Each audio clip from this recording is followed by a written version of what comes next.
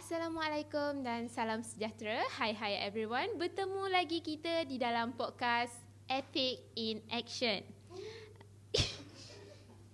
So, hari ini kita akan membincangkan satu topik yang sangat penting, iaitu dari maya ke realiti.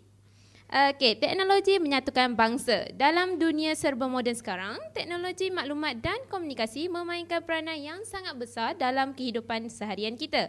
Untuk episod kali ni, kita akan saya ditemani oleh enam Sri Kandi guru.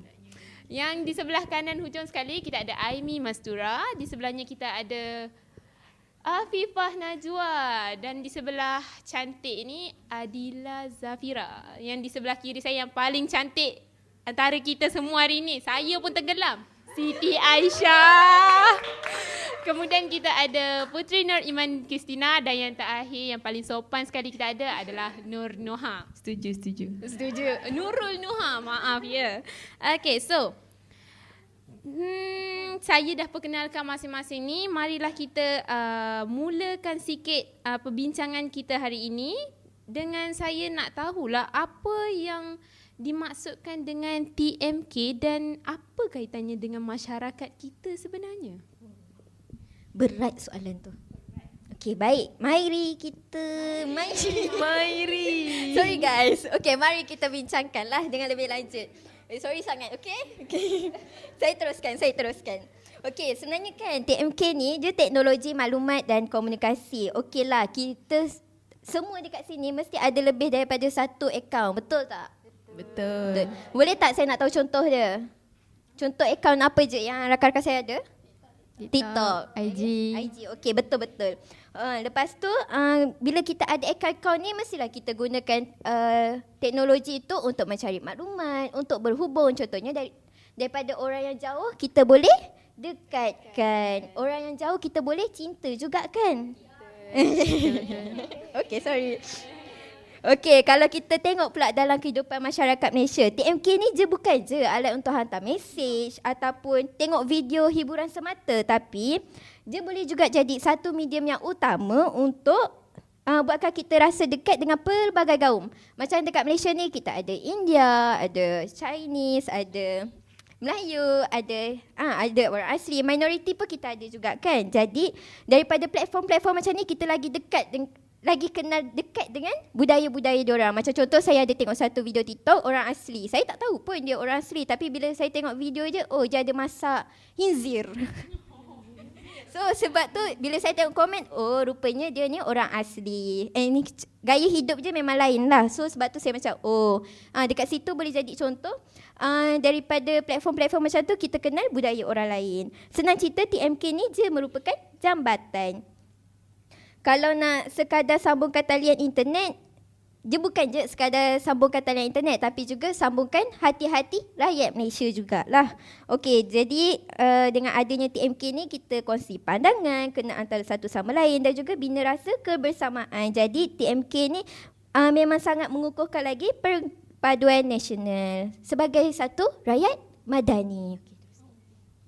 Hidup madani Okey, kita dah tahu apa tu TMK. Sekarang ni kita nak tahu macam mana TMK ni boleh menjadi tapak perpaduan nasional dari segi peranan yang dimainkan.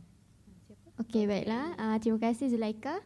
Okey, kalau kita perasanlah, lepas je COVID-19, TMK ni digunakan hampir sepenuhnya dekat semua negara. Jadi dekat situ efek lah kita tengok. Jadi apabila berlakunya keseluruhannya guna teknologi, dari kita nampaklah kita boleh kukuhkan perpaduan nasional tu daripada TMK tu sendiri. Okey, jadi yang pertama, kita dapat mudahkan komunikasi tanpa sepadan.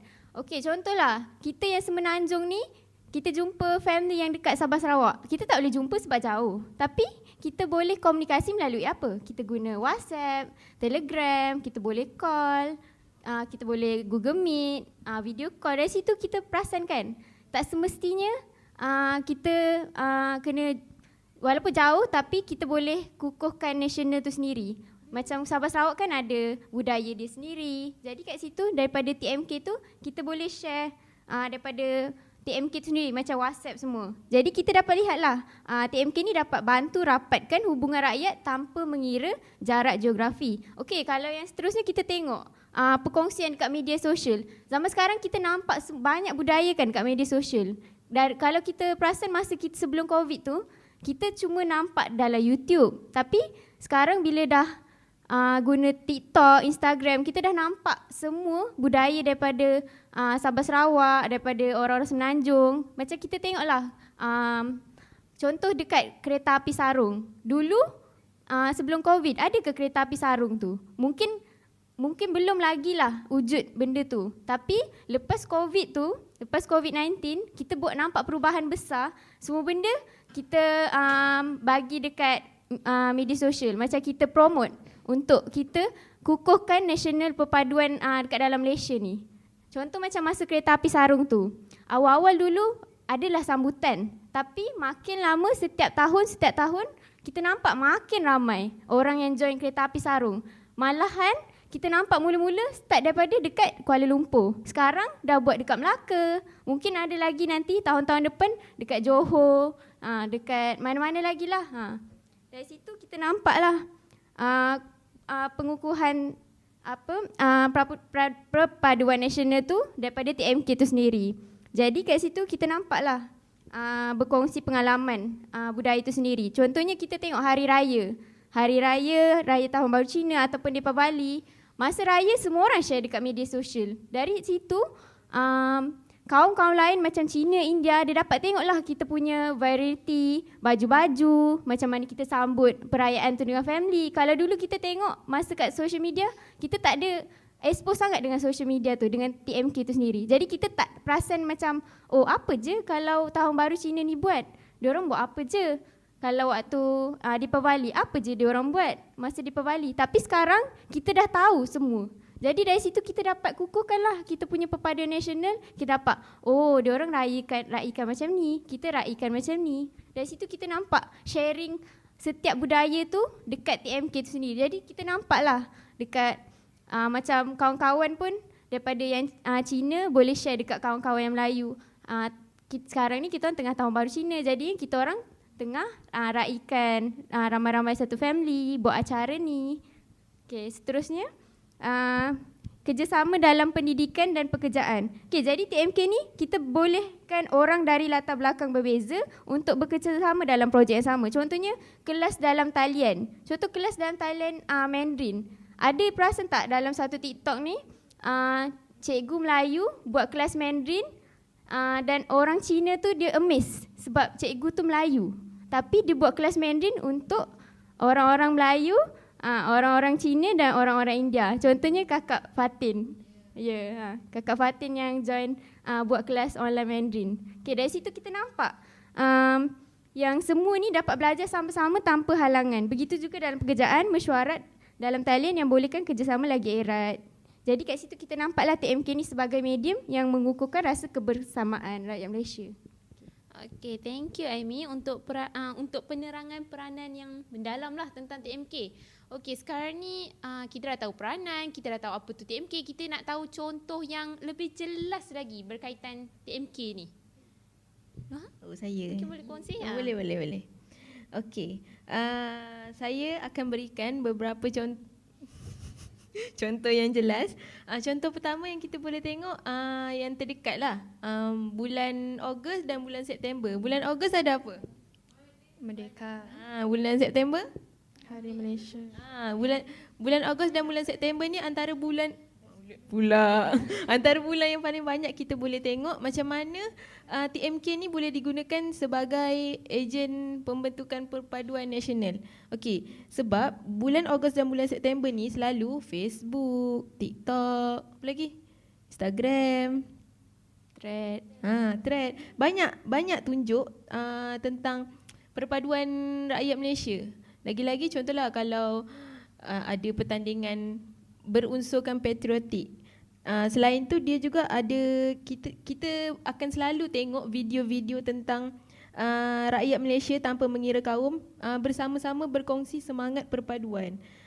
Perkara kecil ni lah sebenarnya yang akan memberi kesan kepada rasa cinta akan negara dan semangat bersatu padu dalam masyarakat. Okey, contoh kedua, kita dapat tengok kegunaan aplikasi seperti kita tengok MySejahtera. Kalau MySejahtera, dia kegunaan dia untuk kesihatan. Telegram, Facebook, TikTok tu semua dia adalah tempat masyarakat berkongsi maklumat penting. Contohnya waktu negara kita kena bencana, contohlah kalau banjir kat Kelantan tu kan, macam Khairul Aming tu kan, dia gunakan platform tu untuk bersama-sama bantu cari sukarelawan, so bantu rakyat yang dalam kesusahan lah.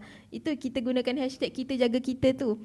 Tujuan dia adalah untuk mengumpul dana, mengedarkan makanan, membantu mereka yang terjejas tanpa mengira bangsa dan agama. Jadinya TMK ni kesimpulannya dia dapat menjadi sebagai jambatan yang menyatukan rakyat dan dalam menghadapi cabaran. Okey, yang terakhir kita tengok yang paling terdekat lah. Pagi tadi awak tengok apa? Apa? Thread. Tentang isu apa? Sumut Flotilla. Sumut Flotilla. Contohnya misi Sumut Flotilla ni, rakyat Malaysia menggunakan TikTok, Instagram, Thread tu semua untuk sebagai platform digital untuk menyebarkan sokongan moral dan logistik. Maksudnya segala usaha ni dijalankan secara bersama-sama lah, menunjukkan bagaimana rakyat Malaysia ni bersatu hati demi membantu saudara seagama kita dekat Palestin. Dengan bantuan teknologi sebagai penghubung utama.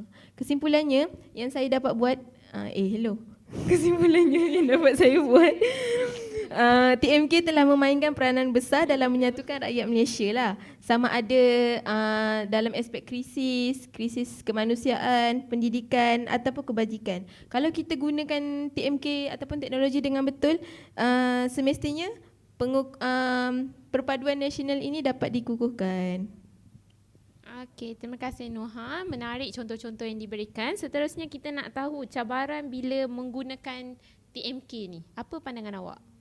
Okey, bila kita cakap tentang semua-semua contoh-contoh tadi, mestilah seperti kita tahu, mestilah ada cabaran. Walaupun banyak sisi positif, mesti ada cabaran tu juga. Jadi saya nak cakap, walaupun TMK ni kita kata ada bawa banyak manfaat, kita tak boleh nafikan ada juga sisi negatif dia. Contoh antara cabaran terbesar adalah penyebaran berita yang tidak benar ataupun berita palsu. Kadang-kadang cerita yang tak sahih ni disebarkan melalui media sosial, lalu akan menimbulkan salah faham, boleh menimbulkan pergaduhan antara masyarakat itu sendiri. Jadi hal ini akan membimbangkanlah orang ramai sebab kadang-kadang ada orang baca je dia terus percaya. Okey, yang kedua ada juga isu tentang komen yang berbau sensitivity.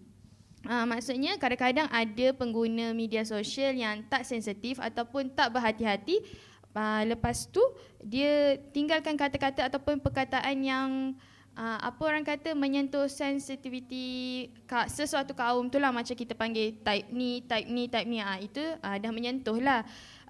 Jadi kalaulah kita biarkan perkara ni berlarutan, ia bukan sahaja akan menyebabkan satu pergaduhan kecil, tapi boleh merosakkan perpaduan yang kita cuba bina dalam satu masyarakat majmuk.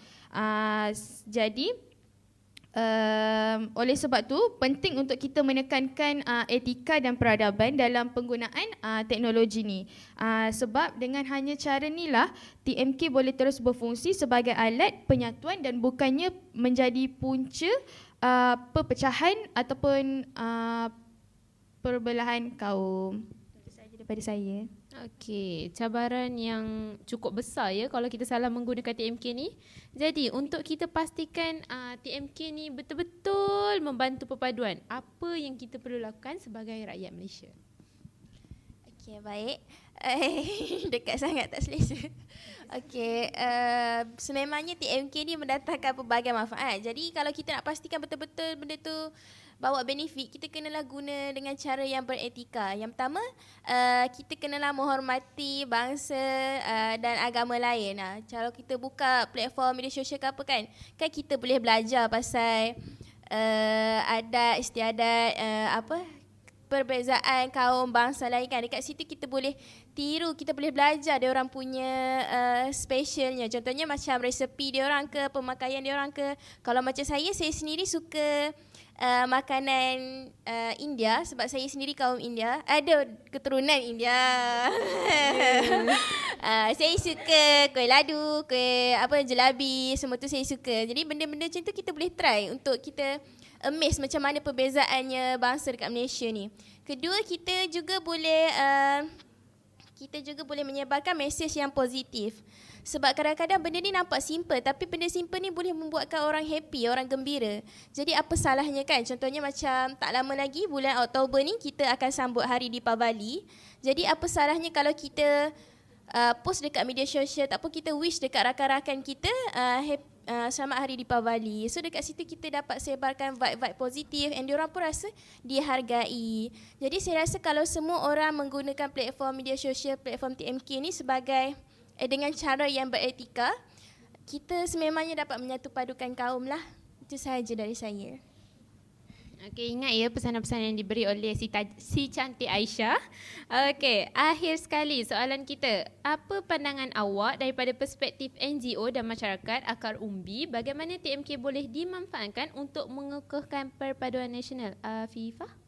Okey, terima kasih kepada Cik Zulaika.